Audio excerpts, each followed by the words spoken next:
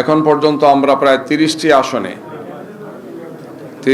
আসনে আমরা এই ধরনের চরম অব্যবস্থাপনা দেখেছি, যেখানে ভোট জালিয়াতি হয়েছে, কারচুপি হয়েছে, যে সমস্ত কাগজগুলো তারা দিয়েছেন সেখানে অপারেটিং হয়েছে, ঘষা মাজা হয়েছে, বিভিন্ন ধরনের অসুবিধা হয়েছে। আমরা এই সমস্ত বিষয়গুলো নির্বাচনের দিনও জানিয়েছিলাম। তাৎক্ষণিকভাবে আমরা রিটার্নিং অফিসার এবং ঊর্ধ্বতন অফিসারদেরকে আমরা জানিয়েছিলাম, নির্বাচন কমিশনকে আমরা জানিয়েছিলাম। কিছু কিছু আসনে ভোট রেজাল্ট দিতে মারাত্মকভাবে দেরি হয়েছিল। যেমন ঢাকার কয়েকটি আসনে আমরা ভোর 5টার সময় গিয়ে নির্বাচনের রেজাল্ট পেয়েছি, অথচ আরও কিছু কিছু আসনে বিদ্যুৎ গতিতে রিপোর্ট দেওয়া হয়েছে, রেজাল্ট দেওয়া হয়েছে। তো এই ধরনের চরমভাবে পক্ষপাতদুষ্ট কিছু আচরণ হয়েছে।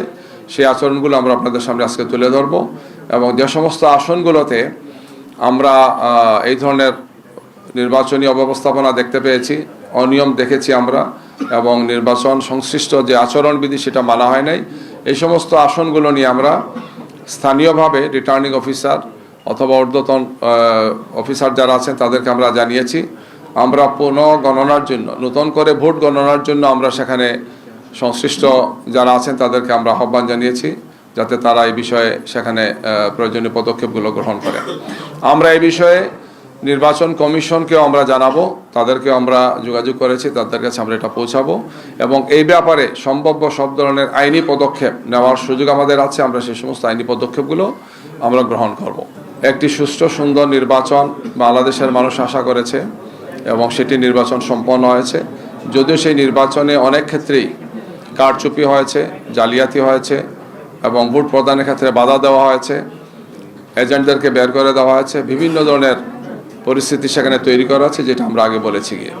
ইঞ্জিনিয়ারিং যে হয়েছে আমরা সবগুলো বিষয় সময় সময় জানিয়েছি। একদম ইলেকশনের আগের রাত থেকে আপনারা কী কী হয়েছে দেখেছেন, ইলেকশনের দিন, ইলেকশনের রাত কী হয়েছে। আমরা ভোর 5টা পর্যন্ত ইসিতে ছিলাম, বাধ্য হয়েছি আমরা ইসির মেম্বারদেরকে ঘুম থেকে উঠে বলেছি আপনারা ঘুমাচ্ছেন, আমাদের এই ধরনের অবস্থা। পরবর্তীতে ওনারা কাগজ দিয়েছেন, বলেছেন যে এই আসন বাকি, এই সেন্টারে 2টা বাকি, 3টা বাকি, 4টা বাকি, কিন্তু পাশের সেন্টারে 8:30টার সময় ঘোষণা দিয়েছেন। তো এই ধরনের ডিসক্রিমিনেশন, এই ধরনের চরমভাবে বলা যায় যে ভোট জালিয়াতির সব ধরনের পদক্ষেপ তারা নিয়েছেন প্রশাসনের একদল বা নির্বাচন কমিশনের সাথে একদল লোকের সহযোগিতা নিয়ে। আমরা চাই এটাই জাতির সামনে চলে আসুক।